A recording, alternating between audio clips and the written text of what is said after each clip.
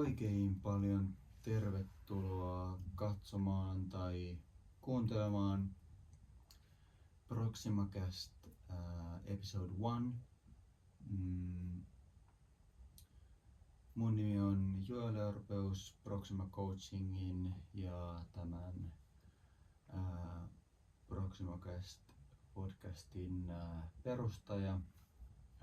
Olen siis entinen ammattilaisjalkapalloilija, joka tällä hetkellä ammattilaisvalmentajana Proxima Coaching yksilö pienryhmä treenejä teen ja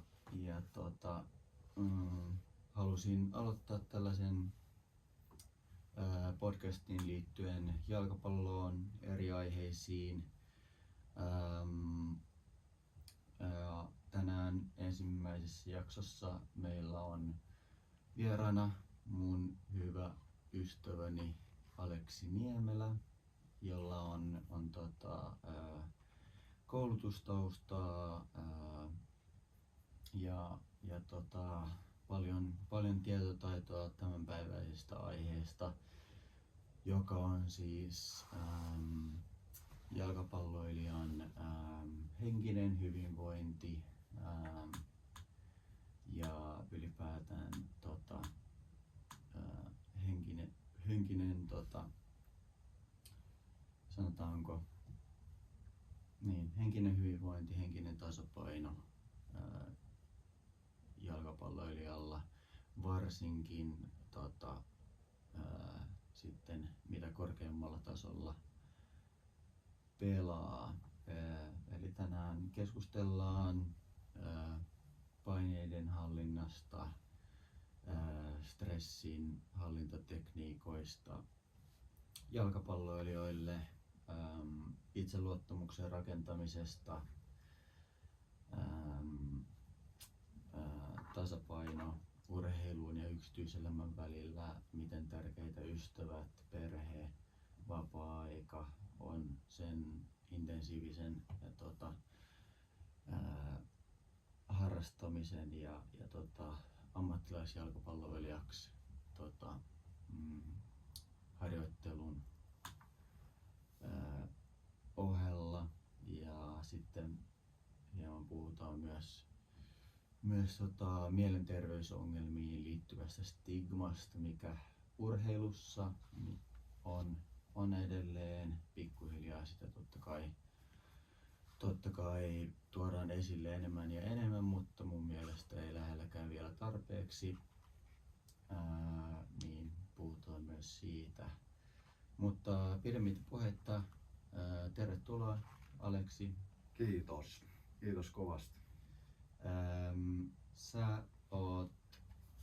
Me ollaan siis alkuvuodessa tavattu Aleksin kanssa ja ollaan opiskelukavereita tällä hetkellä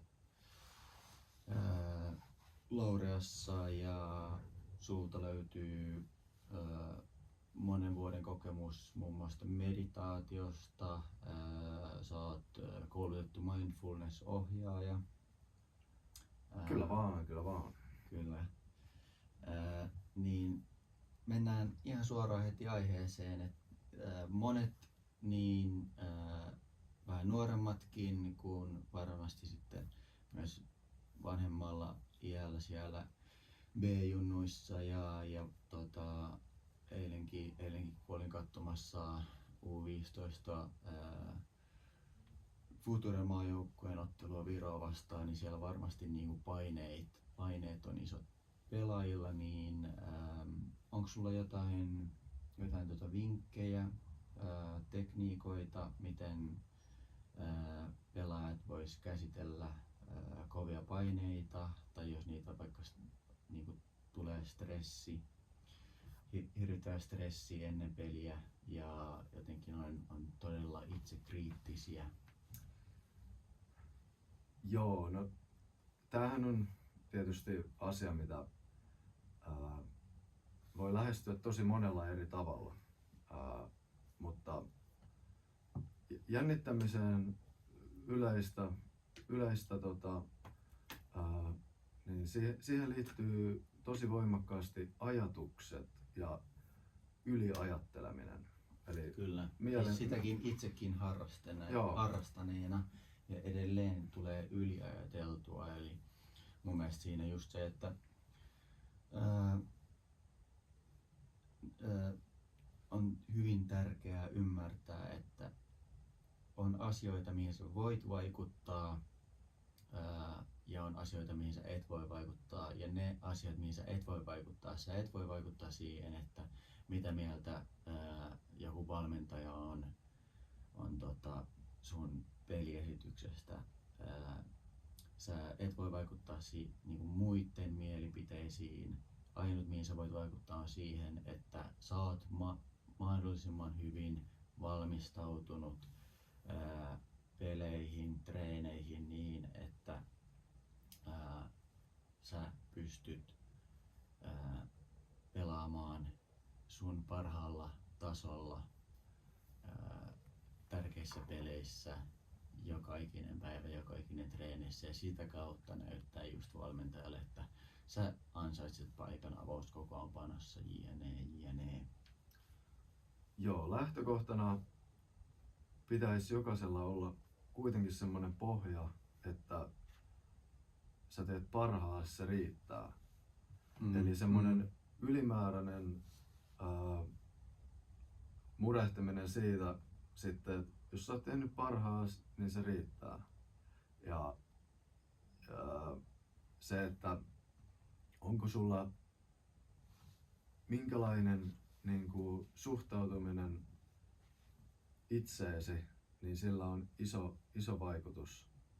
Iso vaikutus siihen, miten sä pelaat. Ja, jokainen tuntee paineita. Ja se tarkoittaa sitä, että se asia kiinnostaa. Kyllä. Silloin sillä asialla on oikeasti jotain merkitystä. Ei me tunneta paineita siitä tiskikoneen tyhjennyksestä. Koska se ei monelle varmasti niin. 12-vuotiaalle, kun muut sanoo, että Mut ei siitä tule mitään, siitä ei tule mitään paineita. Et sä menet tyhjentää sitä, että laitaks mä nyt noi haarukat niinku hyvin tonne. Niin. Tai näin, että ei siitä tule paineita. Niin. Eli siis tärkeä... Se ei ole niin tärkeetä sulle, se on selvä. Niin, se on todella hyvä pointti, että silloin kun sä koet paineita ja sua jännittää, niin se on merkki siitä, että sä oikeasti välität siitä, mitä sä teet. Eli se kertoo siitä, että sä haluat kehittyä, sä haluat tehdä parhaasi, sä haluat olla niin kuin joukkueen paras pelaaja, sä haluat päästä nuorisomaajoukkueisiin YMS, niin monet jotenkin, varsinkin paljon niin kuin tällaisten 11, 12, 13-vuotiaiden kanssa kun tekee töitä, niin heillä se niin kuin paineet on niin kuin sellainen negatiivinen asia, mikä on niin kuin itsekin muistan, että mä otin se jotenkin tosi negatiivisena niin kuin tunteena, että ei vittu, että nyt on niin kuin tärkeä peli ja nyt pitäisi vaikka silloin ei vielä niin kuin ymmärtänyt sitä, että tämähän on niin kuin hyvä asia, että nyt kun on paljon paineita, niin se tarkoittaa, että mä niin kuin välitän siitä. Ja sitten myöhemmin, kun oli vaikka jotain, muista Hongan B-junnuissa oli niin kuin testit, että ketkä pääsee Hongan B-junnuihin. Ja mulla oli niin kuin hirveän kovat paineet.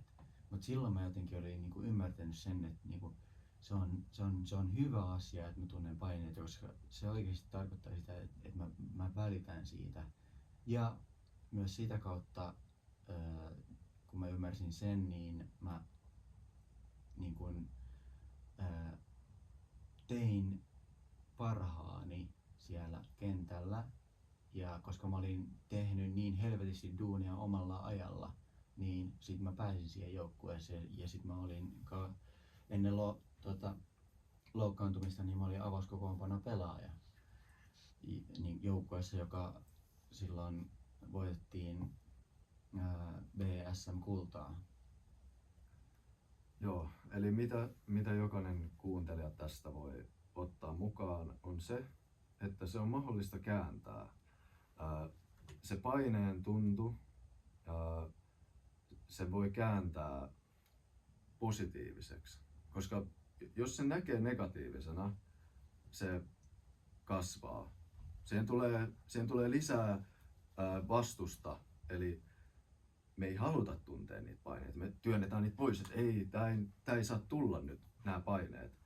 Niin me voidaan kääntää se positiiviseksi asiaksi, niin kuin Joel just sanoi, me voidaan hyväksyä, me voidaan tuntea se, että ei, tää onkin vaan sitä, että mä oon oikeasti tosi kiinnostunut tästä, mä oon tosi niin kuin, haluan onnistua, niin se voi kääntää siihen.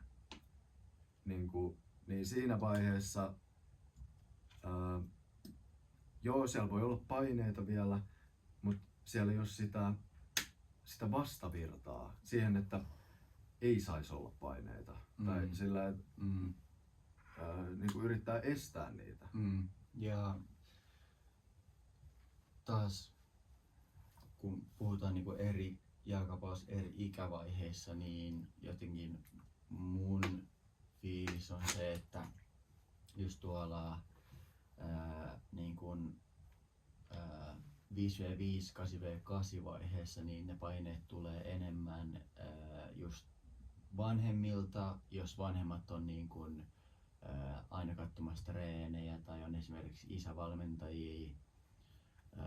Mutta sitten kun siirrytään 11 maailmaan, niin sitten se alkaa tulla enemmän just niin kuin valmentajilta ja se kilpailu peliajasta lisääntyy, niin se menee vähän silleen, että mistä eri suunnista ne paineet tulee kullekin pelaajalle, niin se vaihtelee tosi paljon. Ja niin kun, itse silloin kun pelasin, niin musta tuntui, että niin kun mä olin se, joka niin kun toi eniten paineita itselleni. Ja mä olin niin kun silleen perfektionisti. Joo, mä samaistun ihan tuohon samaan. Niin junnuna kun sitten silloin kun ammatikseen pelasi, että niin kun, vaikka mä olin pelannut hyvän pelin ja mä olin onnistunut,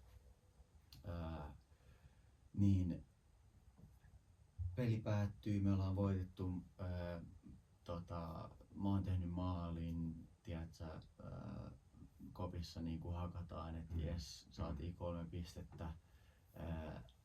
Okei, jes, kaikki niinku ilotaan, sitten jengi lähtee suihkuun, mä istun siihen omalle paikalle ja sit mä alan heti miettiä, että ei vitsi, että tässä tilanteessa mun olisi pitänyt tehdä tää paremmin, tässä tilanteessa mä en havainnoinut tarpeeksi, tossa mä annoin huonon syötön, minkä takia mä annoin huonon syötön, niin mä aloin heti pelin jälkeen niin kuin kelaamaan, että mitä mä olisin voinut tehdä paremmin. Mutta toisaalta ilman sitä, että mä olisin aina miettinyt, että mitä mä voin tehdä paremmin, niin ei musta olisi ikinä tullut niin hyvää pelaajaa. Nimenomaan tässä palataan siihen, että ne on ihan tervettä se paineiden tuntu. Se vie meitä eteenpäin tässä elämässä, mutta siinä vaiheessa, jos se alkaa meidän omaa elämää haittaamaan, me ei voida vaikka nauttia niistä onnistumisista, niin siinä vaiheessa Kyllä. Me ollaan kuormittuneita. Se, että juhlitaan pelin jälkeen, niin se on hyväksi. Se on jollain tavalla, että osaa iloita, osaa rentoutua, niin se myös tukee sitä oppimista ja kehittymistä. Kyllä, juuri näin. Tuossa just ennen kuin aloitettiin nauhoitus, niin puhuttiin just tästä, että monilla nuorilla nykyään on just nämä on ne, että siellä... Kyllä vähän vanhemmillakin saattaa olla. Niin, vähän vanhemmillakin saattaa olla, mutta just se, että esimerkiksi sä heräät aamulla, niin ensimmäinen asia mitä sä teet, niin puhelin käteen, Kyllä. ja syöt jotain aamupalalla leipää, ja sit sulla on jotkut saatana YouTube shortsit siinä, niinku niin sulla oli joku vinkki, miten vois olla enemmän läsnä ja päästä vähän niin kuin miten sen muotoilisi vähän niin kuin Flow-tilaan. Niin, flow-tilaan silleen no siis et päivä alkaisi oikeasti hyvin. Et jos sun päivä alkaa sillä, että sä heräät, kävelet puoliunisena siihen keittiöön ja alat tekee siinä niinku jotain aamupala voileipää ja sit sulla on niinku YouTube shortsit siinä heti, niin et sä missään vaiheessa niinku ole läsnä, vaan sä oot heti niinku tuolla YouTuben ja TikTokin ja saatana kaikkien maailmoissa. Tostahan voisi tehdä hyvin ihan kokonaisen jaksonkin. Niin vois tehdä. Tällä hetkellä siis kyllähän se kaikista suurin riippuvuus, mikä koskettaa ihan niin kuin koko kansaa, on puhelin. Ja sillä on iso vaikutus. Puhelimen käytössäkin on hyvät ja huonot puolet. Kyllä. Mutta just se, että jos niinku pelaaja selaa TikTokia, missä video kestää 5 sekuntia, niin sittenhän sun se keskittymiskyky laskee aivan hirvittävästi, mikä vaikuttaa sun pelaamiseen, koska sitten pelissä sä et pysty keskittymään yhtä hyvin. Ja mä tiedän pelaajia, jotka ne ei pysty keskittymään siihen peliin 30 minuuttia putkeen. Ne ei pysty olla niin kuin läsnä siinä pelissä, että mitä siellä tapahtuu 30 minuuttia. Et ne on pakko ottaa vaihtoon tyyli jossain vaiheessa. Kyllä. Joo, mitäs mä nyt lähtisin avaamaan? Mietitään sitä puhelinta vähän silleen, että sen käyttäminen, jos sä käytät koko päivän puhelinta ja sit sä menet näkee sun kavereita, te menette pelaa futista, niin se ei ole läheskään yhtä kivaa kuin se, että sä olisit herännyt, sä olisit tehnyt jotain vaikka leikannut nurmea tai jotain niinku oikeeta juttua, missä sitä dopamiinia ei tuu niinku jatkuvalla syötöllä. Ja sitten illalla sä menet näkee sun kavereita. Jos joku ei tiedä mitä dopamiini on, niin joo, se on aivojen välittäjäaine, semmoinen mielihyvä hormoni, jota välittyy noi kaikki appit, noi IG:t ja kaikki noi, niin ne on suunniteltu, että ne välittää sitä mahdollisimman paljon. Eli ne on koukuttavia. Ne on koukuttavia. Ja niin, se mun pointti oli se, että sitten jos sä et olisi ollut puhelimella ja sä meet pelaa sun kavereiden kanssa, niin sit sä voit nauttia siitä ihan eri tavalla. Silloin semmoiset normaalit asiat, mistä ihmiset saa sitä mielihyvää, dopamiinia, niin kuin muidenkaan juttelu. Jotkut ihmiset erakoituu, koska ne on niin koko ajan sillä puhelimella, niin se on vähemmän stimuloivaa niin kuin puhua sun kaverille. Ja sit niin kuin, tavallaan toi on oikeasti iso ongelma. Ja se mikä niin kuin, mua suoraan sanottuna vituttaa välillä, kun mä oon tuolla kentällä, että siellä on jotkut junnut niin kuin omalla ajalla treenaamassa, potkimassa ja sitten ne on siinä 20 minuuttia pelailee, bla bla bla. No, sit yhtäkkiä mä katon, kaikki 4 jätkää on siellä maalin vieressä, istuu tälleen näin, kukaan ei puhu kenellekään mitään, selaa niitä TikTokkeja ja sitten ne taas menee 15 minuuttia pelaa, no okei, ei jaksa, pakko saada taas vähän. Niin. Niin silloin oikeesti siis välillä niin kun mä oon ollut silleen, että meidän sanoa, että laittakaa ne puhelimet nyt helvettiin ihan oikeesti. Että te olette tullut tänne kentälle pelaamaan, niin pelatkaa nyt sitä jalkapalloa.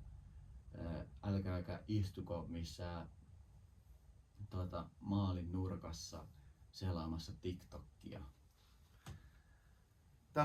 Tämä se on, mutta se miten päädytään siihen, että se kaveri siellä maalin nurkalla laittaa sen puhelimen pois, niin sehän ei niinku tapahdu vaan sillä, että kuuntelee tuolla podcastia. Sekään ei niinku riitä, että sä kuuntelet sen podcastin. No niin, noi puhuu tolleen. Noi sanoo, että ehkä ei kannata olla koko ajan sillä puhelimella, koska se vie elämän ilon kaikesta muusta. Ei nyt ihan täysin, mutta vaikuttaa siihen. Niin se on jokaisen oma niinku vastuu. Ja kukaan ei tule sitä puhelinta sulta pois ottaa, jos sä oot sen ikäinen. Kukaan ei sitä puhelinta, kukaan muu ei voi tehdä mitään muutosta. Sun pitää itse päättää niinku tehdä joku muutos, jos sä haluat muutosta. Jos et sä oot tyytyväinen sun elämään jollain tavalla, niin sit pitää tehdä muutos sen eteen. Ja siis vaikka tässä nyt aika paljon tällaista niinku negatiivista mä tiedän myös paljon pelaajia, jotka joilla se puhelimen käyttö on hallinnassa. Niillä ei ole esimerkiksi Instagramia, niillä ei ole TikTokia, niin vaikka todella monella se on ongelma,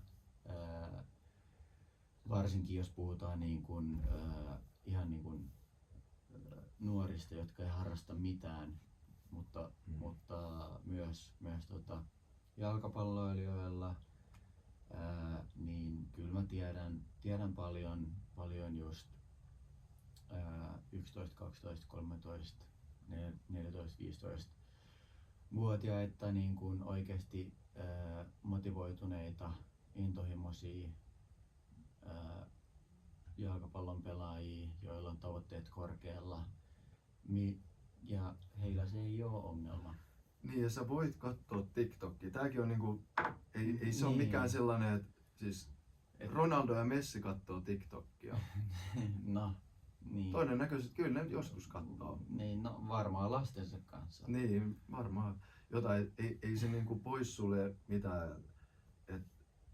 Kyse on vaan niinku myöskin vähän määrästä. Jos mietitään niinku, mitä on niinku elää hyvää elämää, mikä on semmoinen mukava elämä, niin siihen kuuluu niinku myös se sosiaalinen puoli. Ja se tulee vaan sillä, että näkee niitä kavereita ja hengaa ja säätää kaikkea kivaa yhdessä. Niin, ja tästä päästään oikein niinku kivasti niinku just tähän tasapainoon sen urheilemisen ja sit yksityiselämän välillä. Et miten niin kun jalkapalloilija löytää tasapainon intensiivisen harjoittelun ja sitten sen niin kun henkilökohtaisen, niin kun mitä siellä kentän ulkopuolella tapahtuu, just perhe, ystävät, mitä sä teet vapaa-ajalla, niin ne on henkisen hyvinvoinnin kannalta todella tärkeitä. Joo. Lähdetään siitä, että ne on kytköksissä. Ei ole mitään ne ei millään tavalla erillään. Elämä on kokonaisuus. Se sisältää nuo kaikki osa-alueet. Ja ne kaikki tukee, hyvässä ja pahassa. Ne voi heikentää tai tukea. Ja jalkapallo on hyvä harrastus, joukkueurheilu on erittäin hyvä harrastus. Se ruokkii just sitä sosiaalista terveyttä ja liikunta, joka on aivan todella tärkeää. Liikkuminen, siis ihan super tärkeä juttu. Niin. Mutta se tasapaino tietysti on hyvä löytää. Dopamiinia. Niin, kyllä. Se on sitä juuri. Sitä juuri. Mutta se tasapaino niiden välillä, niin kyllä olisi hyvä niin kuin erottaa ne asiat vähän. Et kun menee pelaamaan, niin sit pelaa eikä ole sillä puhelimella. Mm. Kun pääsee Juuri kotiin, näin. niin sitten voi olla sillä puhelimella. Sitten on se aika, kun saa, niin kuin, nyt saat rentoutua ja muuta. Mutta erottaa ne vähän sillä. Niin ja siis silleen, että okei, sä käyt treenaamassa, no okei, ensinnäkin tähän nyt on pakko sanoa, että jos sä haluat, sulla on kovat tavoitteet ja sä käyt 4 kertaa joukkuetreeneissä, etkä treenaa omalla ajalla yhtään, niin sulla ei ole mitään mahdollisuuksia tulla ammattilaispelaajaksi. Eli ammattilaispelaajat, ne loppujen lopuksi niitä ei tehdä siellä joukkueen harjoituksissa, vaan ne tehdään omalla ajalla harjoittelemalla. Ja se, että sä käytät omaa aikaa siihen, että sä meet kentälle treenaamaan ja oikeasti treenaamaan ja just oot läsnä siellä, sä oot sen tunti puolitoista ja sä oikeasti niin kuin harjoittelet, etkä pidä mitään 5-10 minuutin pausseja just niin kuin puhelimen kanssa Niin. tai muuta. Jos mietitään kaveri, joka on tosi hyvä pelaa CSGOta tai Fortnitea, niin mä oon 100 varma siitä, että se ei pelaa sitä vaan 3 tai 4 kertaa viikossa. Samalla tavalla kuin kävisi treeneissä joku 4 kertaa viikossa 1,5 tuntia. Se kaveri ei pelaa niin vähän. Se todennäköisesti pelaa sitä niin kuin lähes joka päivä. Ihan varmasti siis joka päivä. Sitten se katsoo niitä Fortnite-videoita, jotain Top 10 Kills compilation. Niin, mutta Niin. tässä tullaan just siihen. Se intohimo ja mielenkiinto, että samalla tavalla kuin jos sä oot futari, joka oikeasti haluaa kehittyä ja niin kuin päästä eteenpäin, niin kyllä sä sit katot niitä videoita kans vähän ja teet tutkimustyötä, oot kiinnostunut futiksesta, Niin. oot kiinnostunut kehittymään ja treenaamaan. Katsot videoita, käyt Proxima Coachingin yksilötreeneissä, pienryhmätreeneissä ja osallistut eri kesäleireille ja just se, että niinku omalla ajalla käyt pelaamassa. Mut just tämmönen Fortnite kun tulee puheeksi, niin Fortnitehan on semmonen just tämmönen, että siinä se on tämmöstä videopelin niin kuin hauskuutta, kun taas niin kuin jalkapallossa harjoittelu, niin välillä se harjoittelu ei ole kiva ja sen ei pidäkään olla kiva, jos haluaa kehittyä. Et välillä jalkapalloilijana, jos haluaa kehittyä, niin sun on pakko mennä epämukavuusalueelle. Välillä pitää tuntua treeneissä niin kuin pahalta ja niin kuin välillä jalkapallouran aikana niin kuin tulee niitä hetkiä, että sä oot hyökkääjä ja sä et hirveästi tee maaleja tai sä istut penkillä tai muuta. Ja silloin on just tärkeä niin kuin just pitää se tasapaino niin kuin niinä vaikeina hetkinä sen jalkapallon pelaamisen ja sitten sen muun vapaa-ajan kanssa, niin se tasapaino on tosi tärkeä. Et moni niin kun,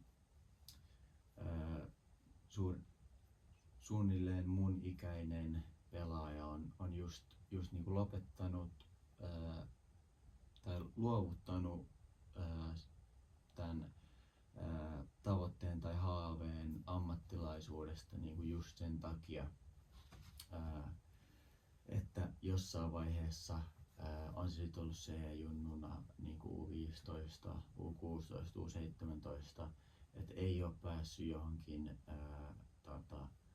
ykkösjoukkueeseen, on joutunut istumaan paljon penkillä, ja sitten kun se niin kuin ensimmäinen isompi tämmöinen niin kuin setback tai iso pettymys tulee, mikä kestää niin kuin pidemmän aikaa, voi kestää niin kuin monta kuukauttakin, niin moni on lopettanut siihen. Moni on lopettanut siihen, että jos ne vaan jaksais tehdä töitä, niin se on vain ajan kysymys, että milloin valmentaja antaa sulle sen näytön paikan siellä kentällä. Se on vaan ajan kysymys, että milloin niin kun se alamäki muuttuu ylämäeksi. Et ihan niin kuin elämässä ylipäätään se elämä menee ylös ja alas, on niin kuin onnistumisia ja epäonnistumisia ja hyvän olon tunteita ja pahan olon tunteita, niin sama pätee jalkapalloon. Se on just näin, että kuinka paljon sä oot valmis käymään läpi niitä epämukavia kokemuksia, epämukavia tunteita. Se oikeasti määrittää jopa sitä, että kuin korkealle sä pääset. Niin kun, jos miettii vaikka Zlatania, niin silläkin on ollut sen omassa elämässä aika haastavaa. Se on käynyt tosi, ja niin kuin kaikki oikeastaan se luo semmoista pettymykset ja vastoinkäymiset ja niistä selviäminen, niin se luo semmoista jotain semmoista kestävää materiaalia. Niin, ja sitten tullaan just tähän self-discipline, mikä tää on suomeksi. Itsekuri, just se, että jos sä oot tavoitteellinen jalkapalloilija ja sä sanot itsellesi, että no nyt mä menen huomenna aamulla, mulla alkaa 9:30 koulu, mä menen 8 kentälle. Sit sä heräät 7 ja sä oot silleen, että ei perkele, että nyt pitäisi jaksaa mennä kentälle. Sä katsot ikkunasta ulos, sataa räntää, en mä ehkä tänään mene. Niin tommoset on ne hetket, missä oikeesti mitataan sitä, että kuinka paljon sä haluat niin kun sitä niin kun ammattilaisuuraa, kuinka paljon sä haluat olla siellä Veikkausliigassa, kuinka paljon sä haluat olla Suomen A-maajoukkuepelaaja jossain vaiheessa, niin tommoset ne hetket on ne, missä niinku oikeesti mitataan niinku niitä sitä halua ja tahtoa ja intohimoa. Mä muistan joskus joku U13, U14 alueturnaus, niin nykyään U17 maajoukkueen päävalmentaja Erkka V. Lehtola sanoi näin turnauksen päätteeksi, että jokainen pelaaja, kunhan ne jaksaa tehdä töitä ja jaksaa treenata, niin jokaisella pelaajalla tulee jossain vaiheessa semmoinen 1-2 vuoden niin kuin periodi niiden uralla, milloin ne kehittyy enemmän kuin muut. Jollain se voi tulla 10-vuotiaana, jollain se voi tulla 12-vuotiaana, jollain se voi tulla niin kuin 14-vuotiaana, ja silloin hän otti esimerkiksi Pyry Hannolan, joka en ole ihan varma missä Pyry tällä hetkellä pelaa, mutta Pyry oli siinä samassa aluejoukkueessa ja hän sanoi, että niinku Pyryllä on tällä hetkellä menossa just tämmöinen ajanjakso, että hän kehittyy kovempaa vauhtia kuin muut. Ja sitten se oli U15 maajoukkueessa ja niin kuin vuoden sisällä U15 maajoukkueessa ja Tanskassa Midtjyllandin testeillä ja pääsi sinne akatemiaan ja ollut U21 maajoukkueessa ja niin se jäi mulle jotenkin mieleen että okei, mulla se ei selkeästi ole niinku vielä 13-14-vuotiaana, että mä olin niinku tosi pienikokoinen vielä silloin ja sit mulla se tuli vasta niinku just silloin B-ikäisenä tuli tämmönen niinku, ja vähän myöhemminkin tuli just tämmönen 1-2 kauden ajanjakso. Mä tein helvetisti duuneja omalla ajalla, mutta niin teki varmasti moni muukin, mutta mä vaan kehityin nopeammin kuin ne. Ja siinä oli niinku paljon sellaisia, että välillä niinku kävi niinku lopettaminen mielessä, kun tuntui, että ei ole niinku oikea joukkue mulle tai istuu penkillä tai mitä tahansa, niin se oli joskus silloin 14-15-vuotiaana, silloin mä vaan niinku päätin, että ihan sama mitä käy, niin musta tulee ammattilaisjalkapalloilija. Silloin mä tein sen päätöksen ja sitten mä aloin treenata todella paljon ja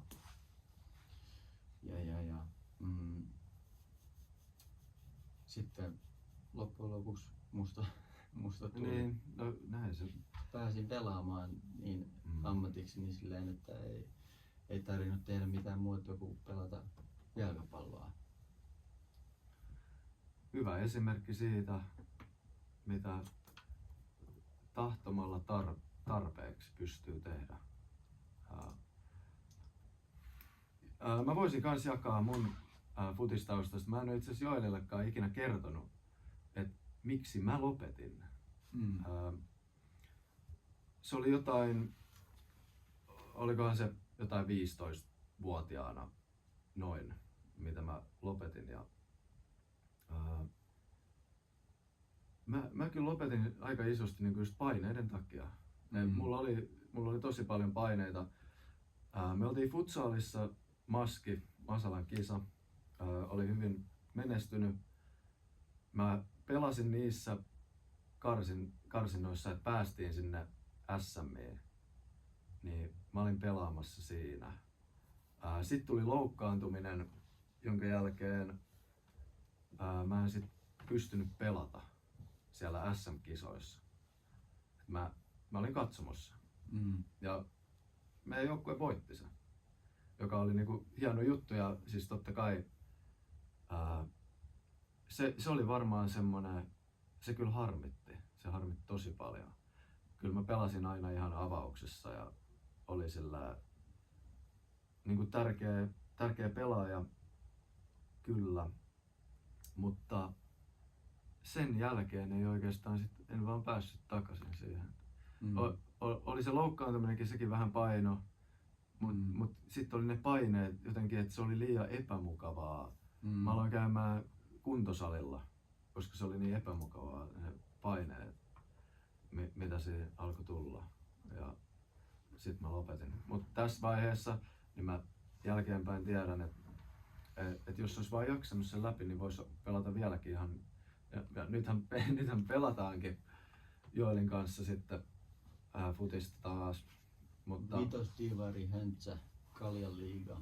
Kyllä. Mutta nousi neloseen tulossa kyllä FC Haksin kanssa. 8 vuotta tuli taukoa itellä. Shoutout FC Haksi. Kyllä. Shoutout ää, Mete. Manageri. Mä oon back soon. Tänään itse asiassa pelipäivä Haksilla. Kyllä vaan. Ja käykää seuraamassa FC Haksi Instagramissa. Joo, sinne tulee laatusisältöä. Tulee haastatteluja ja Aleksikin on päässyt maistelemaan. Niin, maistellut Magnum bonboneja ja siellä on vaikka ja mitä. Kyllä. Hyvä. No, mennään tämän jakson viimeiseen aiheeseen, eli siihen stigmaan, mikä mielenterveysongelmien ympärillä on edelleen. Totta kai nyt pikkuhiljaa muun muassa Dele Alli, Richarlison, Buffon jossain vaiheessa on avoimesti kertonut niin kuin mielenterveysongelmista, jos puhutaan jo näin niin kuin huippupelaajista, niin varmasti siellä ammattilaismaailmassa on paljon enemmänkin ja on paljon pelaajia, jotka kärsii erilaisista mielenterveysongelmista. Osittain tai iso syy varmasti sille on just se, että niin kun media on todella kriittinen ja he varmasti kokee niin kun 1000 kertaa enemmän paineita kuin joku en tiedä, U12 Eteläliigaa pelaava 12-vuotias junnu, vaikka hänkin totta kai saattaa kokea paineita, mutta sit voi vaan kuvitella, että sulla on 60 000 ihmistä katsomassa, miten sä pelaat, ja sit jos sä missaat jonkun rankkarin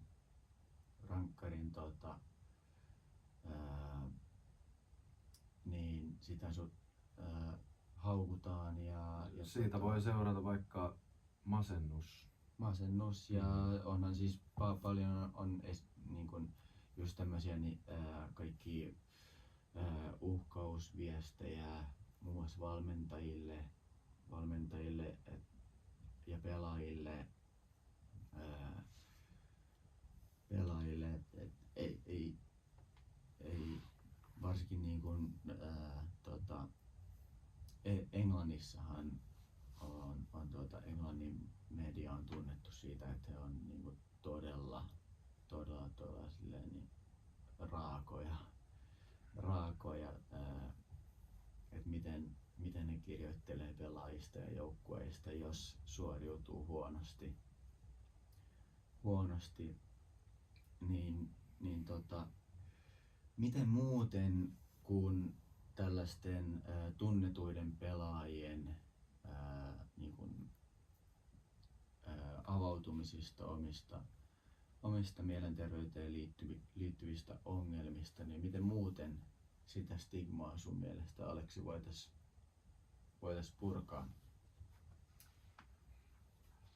Kyllä se kaikki lähtee siitä tiedostamisesta, että semmoinen on. Ja mielenterveys on asia, mikä liittyy ihan kaikkeen. Mä sanoisin, että se on yksi niin kuin tärkeimpiä asioita, mitä meillä on, koska ihan sama mitä ulkoisesti voi tapahtua, me voidaan olla tosi rikkaita, me voidaan pelata vaikka Valioliigassa ja meillä voi olla kaunis vaimo, kallis auto. Kaikki voi olla niin kuin todella hyvin. Niin sille, että ulkopuolisesti, niin, mut se, jos ulkopuolelta kun katsoo, niin, kyllä. niin moni junnu voi just ajatella, että toi ajaa niinku 200 tonnin Ferrarilla ja silloin niinku 2 miljoonan kämppä ja silloin se on niinku kaikki hyvin. Mutta asia ei todellakaan ole niin. Ja mulla on itsekin omakohtaista kokemusta siitä, että mä pitkään ajattelin just Junna, että niinku, sitten kun mä pääsen pelaamaan ammatiksi, niin sitten kaikki Se on on tää hyvin. sitten kun ajattelu, onnellisuus on tulevaisuudessa, mutta se ei ikinä tule. Se hetki ei ikinä tule. Ja vaikka se tulisikin hetkeksi, se on ihan, sit kun sä saat jonkun yhden ison tavoitteen, mitä sä oot tavoitellut pitkään, se voit olla vaikka 3 viikkoa tai 3 kuukauttakin ihan haipeis siitä. Mutta se aina menee ohi. Aina se menee ohi ja sitten on aina se uusi. Että se onnellisuus ei ole siellä tulevaisuudessa. Ja Kyllä, ja sitten palataan taas just tähän, että pitää pystyä olla läsnä siinä hetkessä niin ylä- ja alamäissä, alamäissä. Alamäissä. Niin. Kyllä. Koska loppujen lopuksi niin menneisyyttä sä et voi muuttaa, siitä sä voit vaan oppia. Ja tulevaisuutta ei ole. Niin, tulevaisuutta ei ole. Voi olla, että ja moni pelaajakin, ne on ajatellut, että moni lahjakas pelaaja siellä, mediat on kirjoitellut, että tästä ja tästä pelaajasta, nämä on niin kuin, tuleva Messi ja bla bla bla bla bla, mutta sitten tuleekin joku tämmönen career ending injury tai joku todella paha loukkaantuminen, mistä ei välttämättä ikinä palaa sille samalle tasolle. Ei tarvii olla kukaan, ei tarvii sitoa omaa identiteettiä niin vahvasti siihen. Jollain tavalla sä voit pelata futista. Sä oot joku, joka pelaa futista, mutta sun ei tarvii, jos sä oot sitonut sun koko identiteetin siihen, niin sit kun se viedään sulta, se koko maailma romahtaa sen alta. Kyllä. Se on rankkaa. Se on todella hyvä pointti,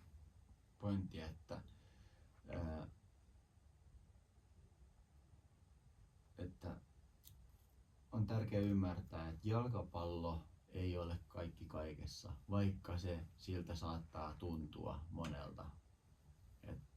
Niin kun elämässä on paljon muutakin. Se mielenterveys on tärkeämpi kuin jalkapallo. Sitä voi kysyä vaikka kuka tää oli, joka oli? Dele Alli niin. Esimerkiksi. Häneltä voi kysyä. Varmasti menestynyt futiksessa ja tienannut rahaa sen verran paljon, että hän voi kertoa, että kumpi on tärkeämpi. Kumman hän ottaisi, mielenterveyden vai menestyksen. Niin varmasti, ihan varmasti ottaisi mielenterveyden. Se on vaan kaiken pohja ja sen takia, miten tämä ehkä koko jakso tässä kulminoituu just siihen, että mielenterveydestä sitä pitää myös pitää yllä, sitä pitää treenata. Samalla tavalla mieltäkin voi treenata kun niinku treenat kentällä. Semmoinen pieni harjoitus, minkä voisi tarjota tähän kaikille, aloittaa minuutista. Minuutti ei ole pitkä aika. Se ei ole todellakaan pitkä aika. Jos sä oot kuunnellut tähän asti, niin tässä on mennyt aika monta minuuttia. Niin aamulla ennen 49 minuuttia. Aamulla jos siellä joku 12-vuotias 49 minuuttia kuunnellut. Hatun nosto. Niin, hatun nosto. Kommentoi, oikeasti. jos pystyt, jos tää tulee YouTubeen. Joo, niin tulee. Kommentoi tonne alas, että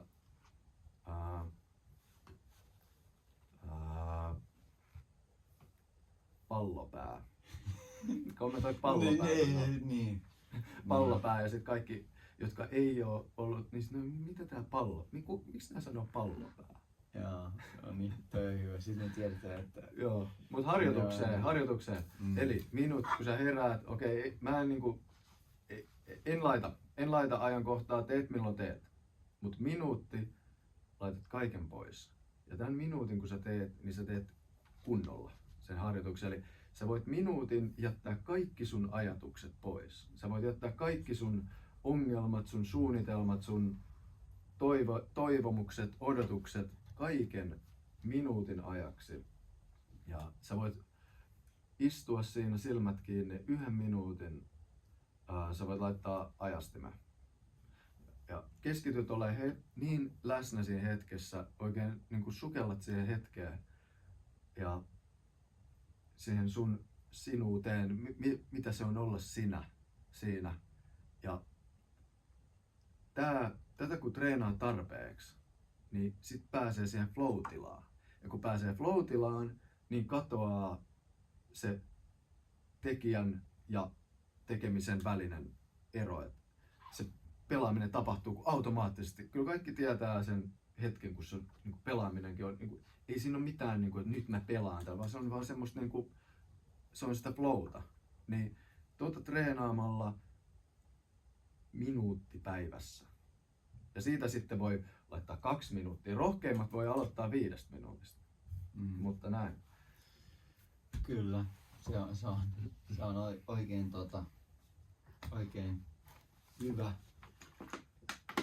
hyvä vinkki varsinkin nuorille niin vanhemmillekin.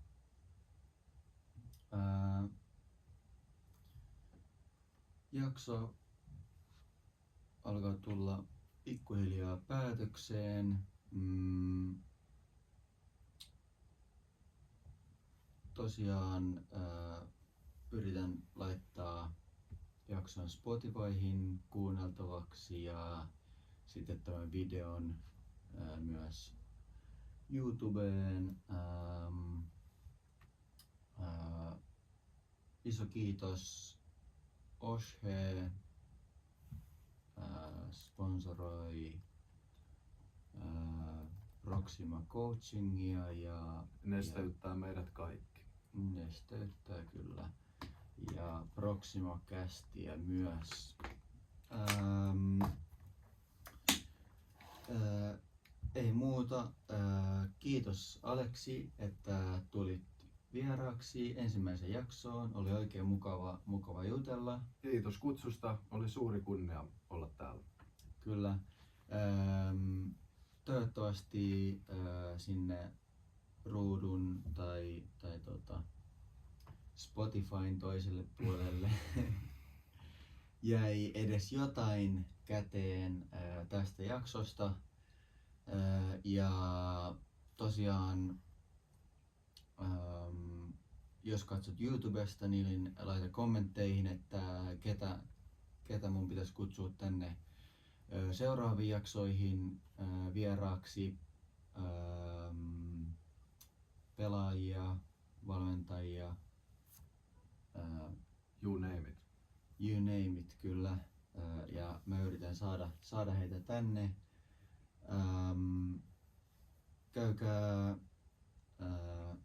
seuraamassa Proxima Coaching Instagram-tiliä.